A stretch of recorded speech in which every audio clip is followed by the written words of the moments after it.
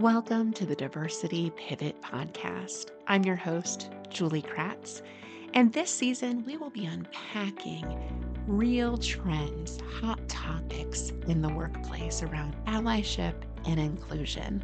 Our goal is that each week you leave with tangible tools, information, practical strategies that you can take back to allies at your organization. Let's dig in to this week's topic.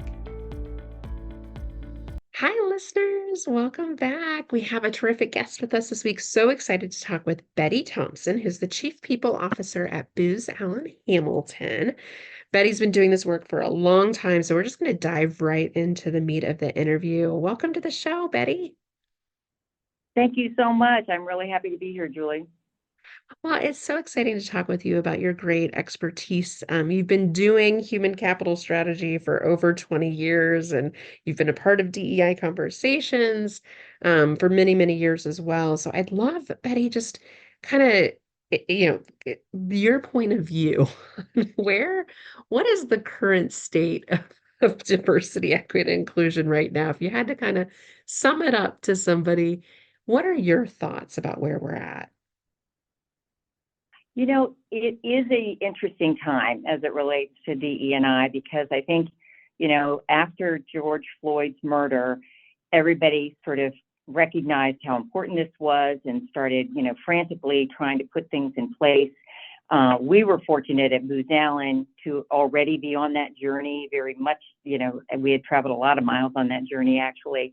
And so we were, I'm not sure anybody was completely prepared, but we didn't have to do a lot of course correction or certainly didn't have to invent things, which is what I think happened.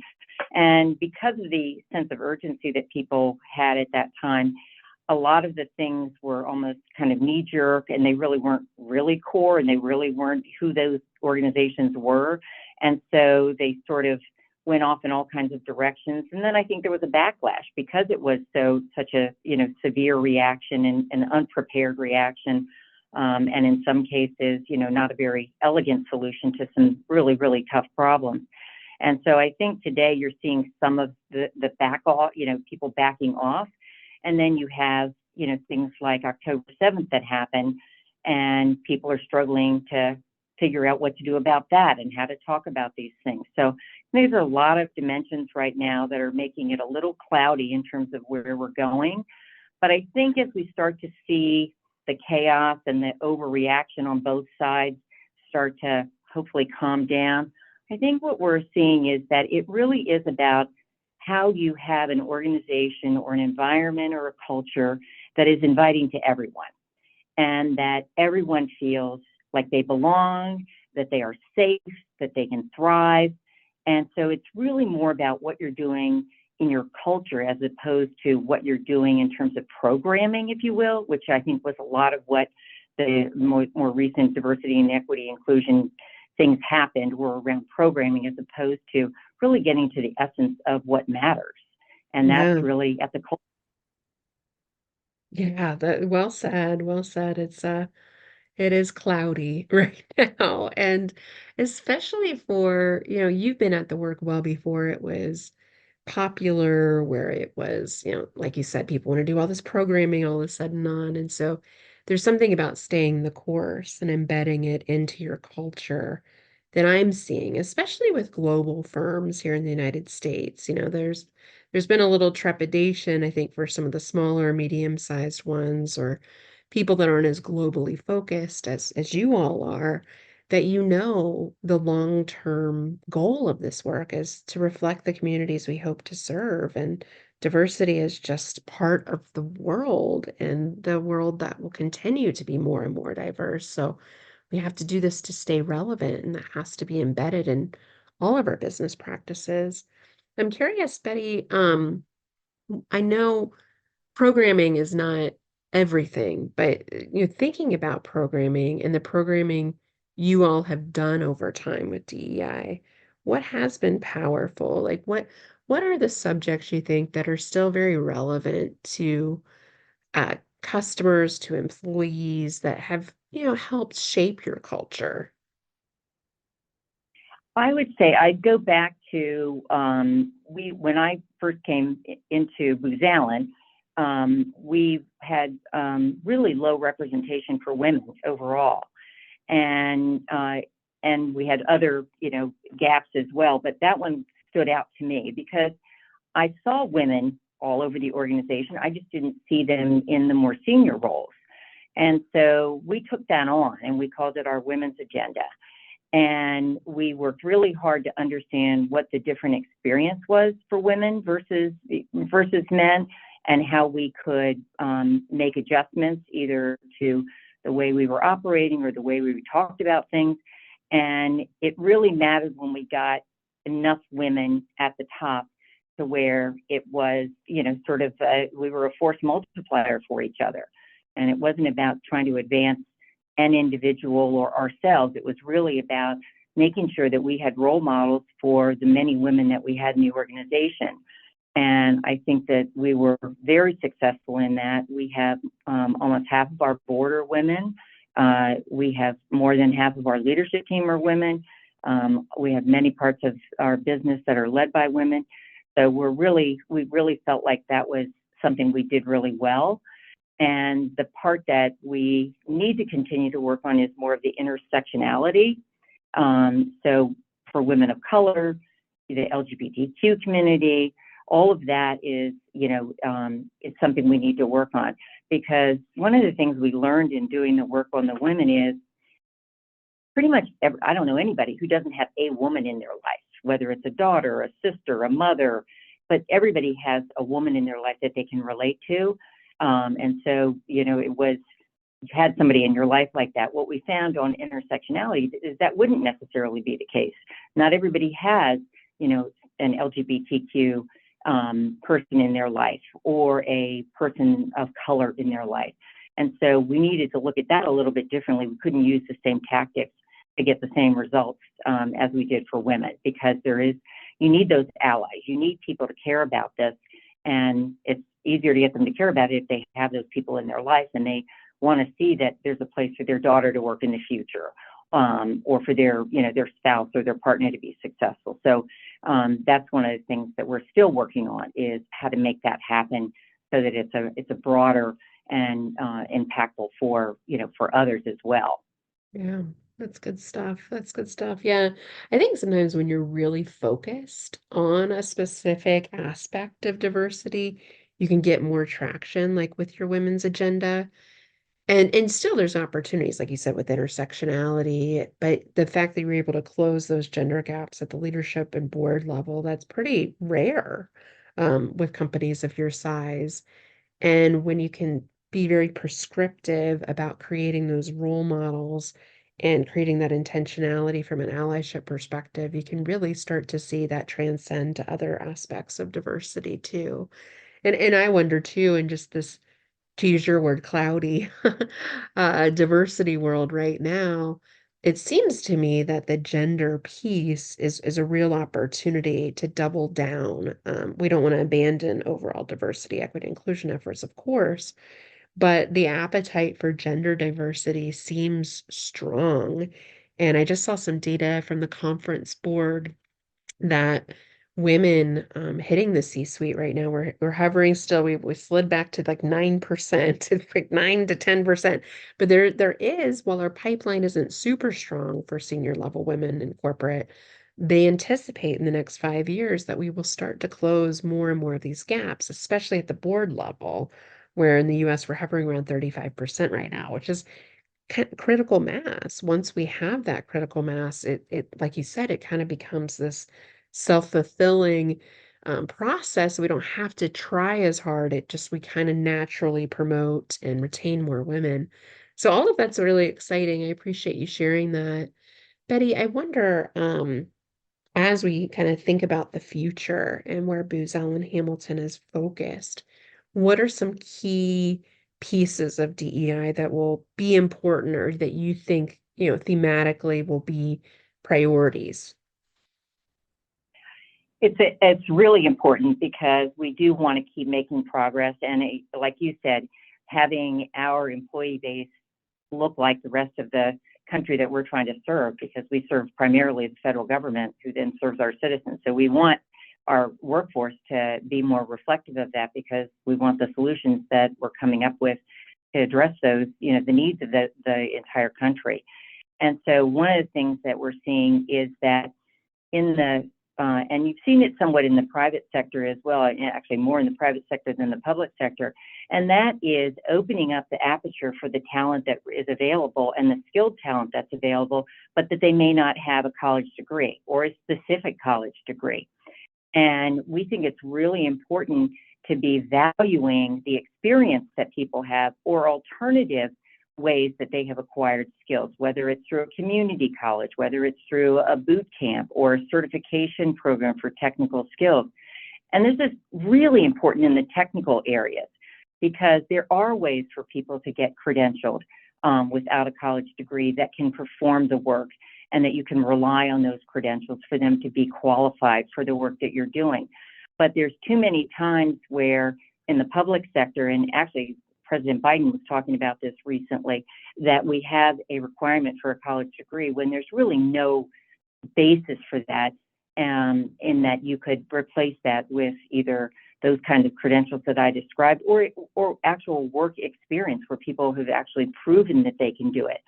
And it's not about lowering your standards for your hiring. It's actually just about lowering the barriers. And these are unnecessary, outdated barriers to boot, that we could broaden that up.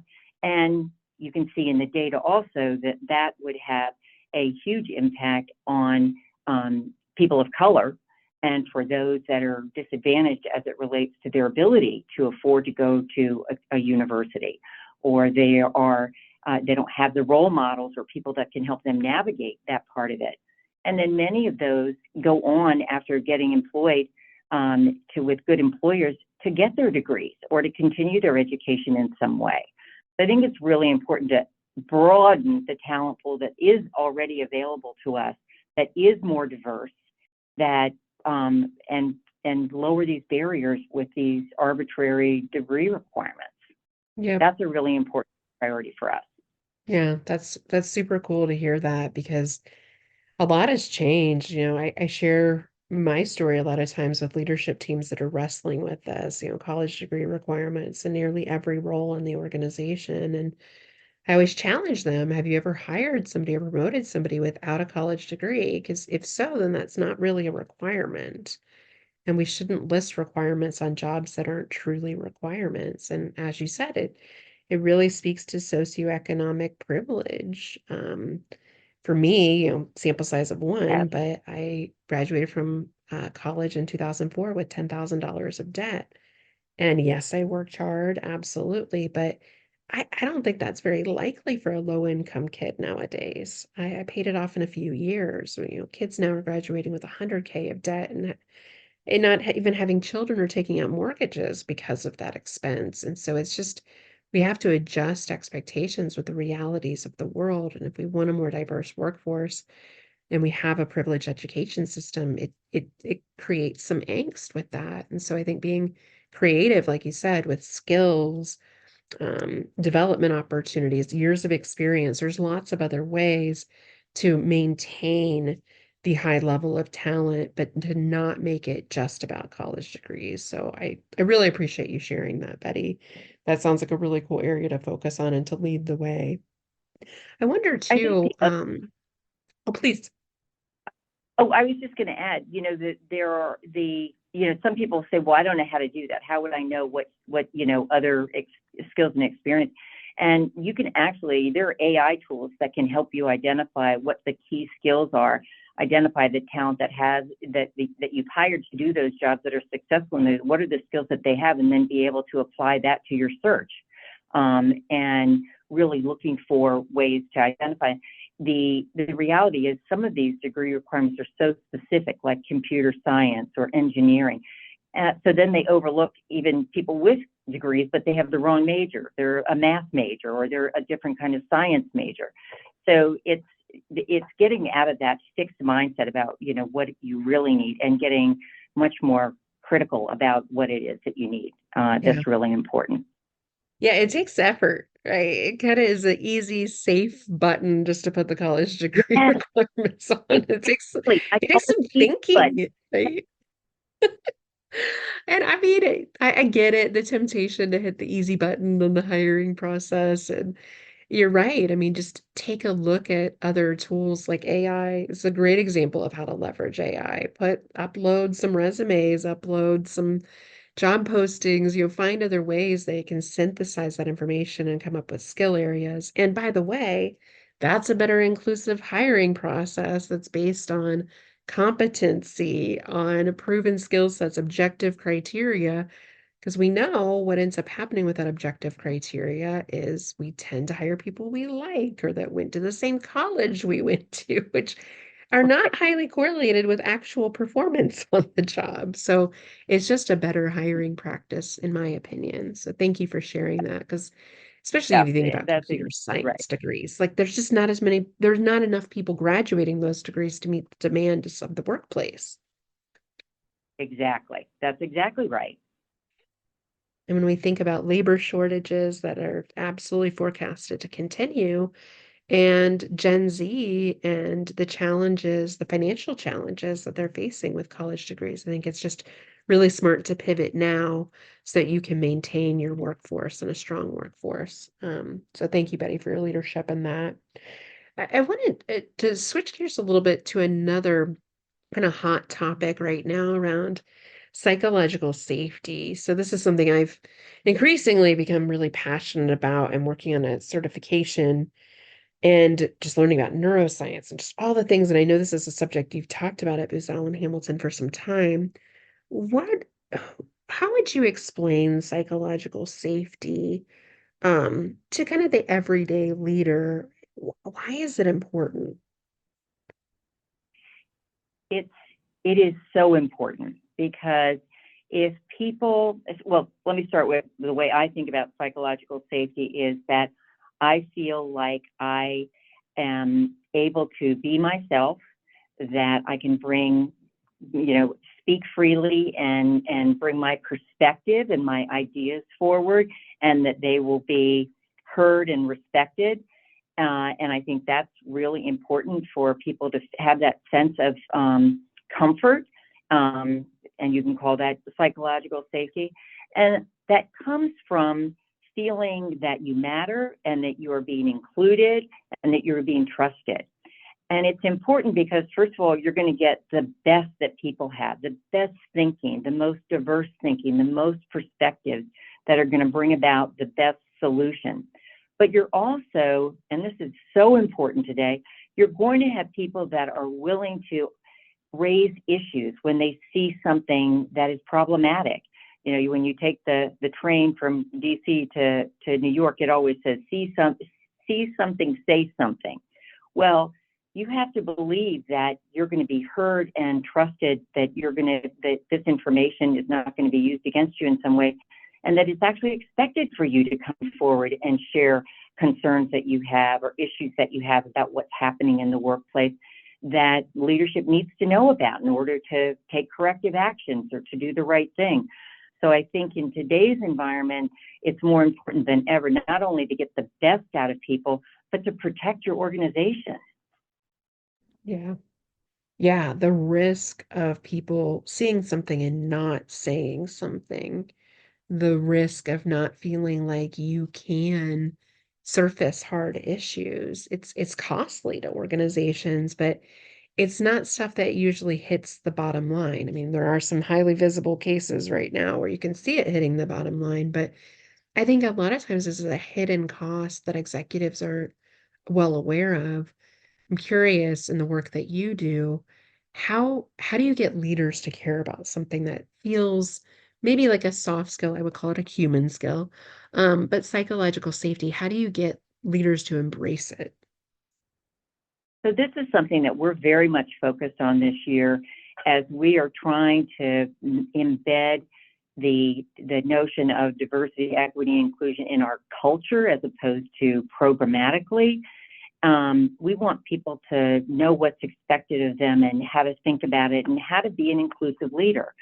And so we're very much focused on that with our leadership training and the way that we're, how to be an empathetic leader, how to connect with other people, how to challenge yourself to surround yourself with people that don't always look just like you or don't always think just like you. How to think about when you go into your meeting, who have you not heard from? Whose perspective have you not gotten the benefit of? So that's our approach, is that developing inclusive leaders who know how to think about the voices and perspectives they need in order to come up with the most holistic and most effective solution. And embedding that inclusiveness as part of our culture, that it's not that it's built in, not bolted on. It's not something you think about after, it's something you think about as you're going about your day, because that's the way we do things here. We include people, we ask, we think about who hasn't been heard from, so that we are intentionally reaching out and being aware of what's missing, who's missing, and then valuing other people's perspectives and getting the benefit of all of that. We're looking at survey data. We do sensing and employee experience surveys, and we're looking at where are the differences demographically. Are there people that are experiencing the firm differently? How differently are they experiencing it? And what can we do to course correct if we have those kinds of differences? So it's very much, something that we're working on. And part of it is also around how to train managers on how to give feedback.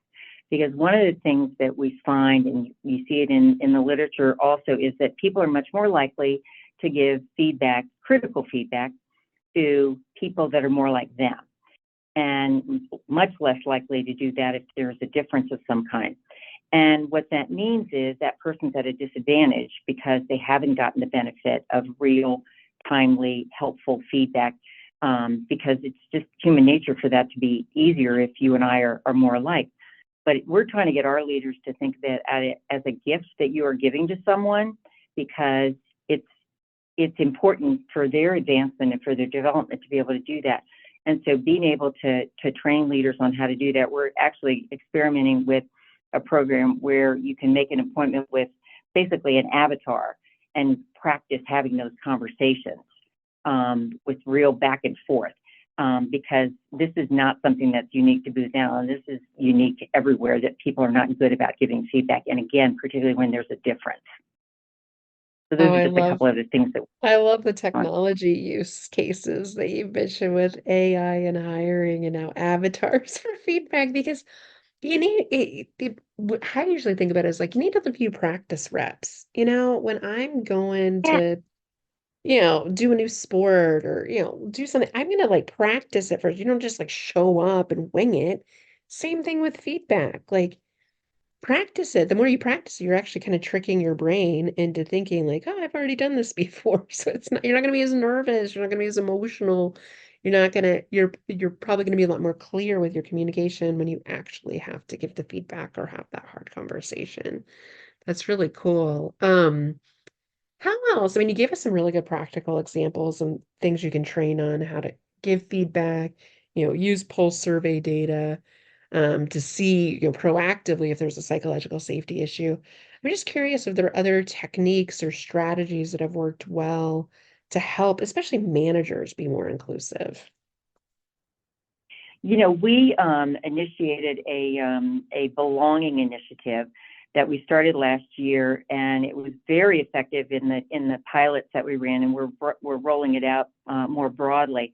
And it uses behavioral science principles where leaders get these, we call them nudges, and the leader is nudged to go ask a question or to send a note, but it's just nudging them to do some of the things to connect with their employees. And we have found that it really does strengthen. It reminds them to do those things because people get busy, and it helps them to really authentically connect, because they have to make it their own with their employees, and strengthens that sense of belonging on the teams. So we're finding, that's one of the things that we're testing out, is this nudging technique. And like I said, in the pilot, it was very successful. We saw real improvement in some of the things that we measure around the employee experience. And so we're rolling that out and going to scale that. Oh, I love that idea of nudging. in today's world where we get all sorts of nudges from our devices and email boxes and all sorts of things. Right. It's nice to have a little reminder. And, it goes a long way to create psychological safety and trust when you just proactively recognize somebody for something that they've done. And especially the small stuff. Like, I really like that email communication you sent. It was so clear and kind, and it really helped the client. It just takes a minute. It doesn't take very long to give that kind of feedback, to make that kind of appreciation known. And the likelihood of that employee speaking up and surfacing issues before they become really hairy issues is also likely to go up with those nudges. So, great example, Betty. I wonder, again, just kind of thinking about the future of inclusion, how do we make psychologically safe workplaces? What are what are some of the risks? Like, I think this is something we in the DEA world we tend to we don't talk. I wish we talk more pragmatically about the business risk associated with getting this wrong or not doing the inclusion work. What would you say to companies that are like, "Whoa, it's an election year, no thanks. Oh gosh, I don't want to fire up people. It feels like this DEI stuff is just too polarizing." What would you say the risks are of not doing this work? Well, the risk is that it's going to happen anyway, and you're not going to have, the ability to make it a positive thing, because the external environment is entering the workplace. People, they go home every day and they bring stuff back every day when they come back into the office, and so you just can't ignore it because it is absolutely there. And why not help your employees have those conversations and be curious about each other and share more, so that as they get to know each other and they feel that trust, that you're not going to run the risk of some incident happening or something not being reported that you really do need to know about. And again, the notion of having the best outcomes for your business, not just risk mitigation, but also really positive things happening for your business, because you're going to get people that are really engaged and thinking about, that they can use all of the brain power that they have and all of their ideas and that they will be embraced for that. I think it's, you can talk about the risk, which we did, which I think is really important.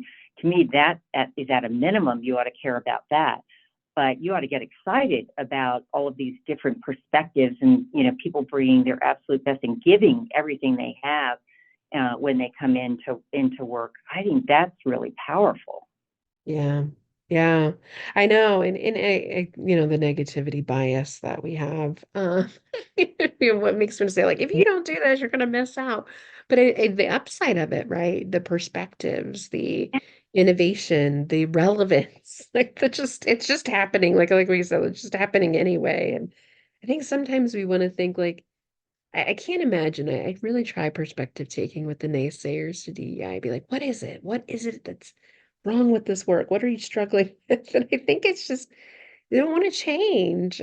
And change is happening, like you said. You can't stop the reality of the world and people's lives becoming increasingly. We don't leave things at work or home where we want to bring our full selves. We've always wanted to, but now we expect to.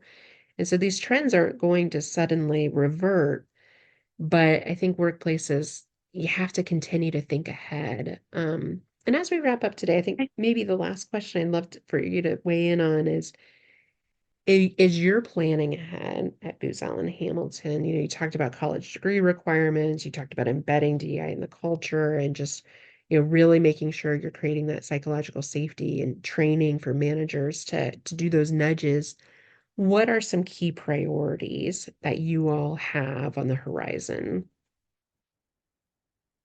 Well, one of the things I wanted to just take a moment on what you were talking about in terms of why don't people argue about the value of DEI, and I think it comes a lot from a feeling that there's going to be winners and losers. And the way I like to think about it is, it's really not about, this pie is only so big. And so if you get a piece, I don't get a piece. It's really about making the pie larger so that there's opportunity for, everyone. And that's not what we have today. So let's just make that bigger.